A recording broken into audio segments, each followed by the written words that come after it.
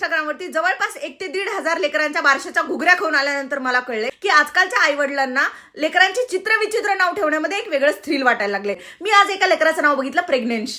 Like seriously प्रेग्नेंश. त्या म्हाताऱ्या बायका नाही का, कुणी जन्माला नाही आलं की म्हणायचं नाही नाही बाई हे कुणीतरी पूर्वज आहे, त्यांचं नाव घे, त्यांचं नाव ठेव, तरच ते जन्माला येईल. ते तसला काहीतरी प्रकार दिसतोय. म्हणजे ही बाई 9 महिन्यांऐवजी जर 18 महिने प्रेग्नेंट राहिली असेल त्यावेळेस तिला कुणीतरी म्हटलं असेल, नाही बाई तुझी प्रेग्नन्सी फारच मोठी आहे, तू असं काहीतरी नवस बोल की मी लेकराचं नाव प्रेग्नेंश ठेवेल तरच तो जन्म घेईल. विचार करा, एखादी नवी नवरी तुमच्या दरवाजात उभी आहे, नंदेने दरवाजा अडवलाय की नाही वहिनी दादाचं नाव उखाण्यात घे तरच मी तुला घरात घेईल. आणि तिनं उखाणा घ्यायला सुरुवात केली आणि अचानक तिचं तोंड वाकडं तिकडं झालं. सगळ्यांना काय वाटेल, बाई आपल्या सुनेला मिरगीचा दौरा आलाय आणि तिला चपलेचा वास द्या. त्यावर ती उठून म्हणली, ए येड्या तुझं नाव रुगद्रुव्य आहे. ते म्हणता म्हणता माझं तोंड वाकडं झालं.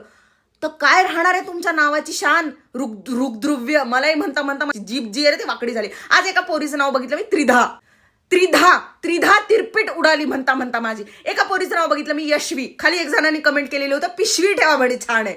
दुवांश नाव बघून आले मी. त्याच्यानंतर वायू बघितला मी, वायू. अपान वायू, पान वायू, कोणता वायू. एका पोरीचं मी नाव बघून आले, प्रार्थ्या.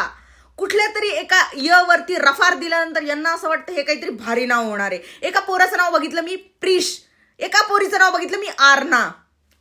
काय नाव आहे हे, काय मला कळत नाहीये. मी तुम्हाला एक गोष्ट सांगू का, बरं झालं माझ्या जन्माच्या वेळेस माझ्या आईवडिलांकडे मोबाईल नव्हता. त्यांना माहित नव्हतं की आईवडिलांचं नाव मिक्स अँड मॅच करून माझं नाव ठेवायचं. नाही तर माझ्या आईवडिलांनी माझं नाव आसुरी ठेवलं असतं. अरुण आणि सुवर्ण यांची आसुरी. माझ्या भावाचं नाव ठेवलं असतं आनंद, आसुरी आनंद. एका पोराचं नाव बघितलं मी, टियांश. काय बरं नाव असावं. म्हणजे बघा, टीना आणि रमेश यांना जर मुलगा झाला तर त्याचं नाव काय, टिंगरेश. एकत्र करायचं एका पोराचं नाव बघितलं मी, प्रांशूळ. मी तुम्हाला एक सांगू का, हे रफार, त्याच्यानंतर पचं पोट फाडणे, त्याच्यानंतर कचं पोट फाडणे, य वरती रफार देणे, म्हणजे तुमचे नाव कूल होतात अशातला काही भाग नसतो. दलिंदर नावं व्हायला लागलेत, हे कोणाला घेता येणार नाहीत. आज मी काही कमालीची नावं बघितले, अतर्क्य, ध्रुविक, श्रुतिक, प्रांशूळ.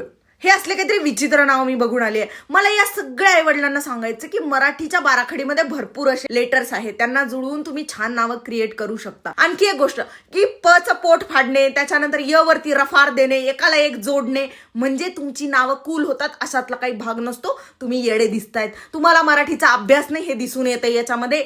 अजिबात असले नावं ठेवू नका, दलिंदरपणा दिसतोय तो. काय एवढा मोठा नामकरण सोहळा ठेवायचा, नावं ठेवण्यासारखा सोहळा करायचा तो. नका करू, फार विचित्र दिसतंय ते.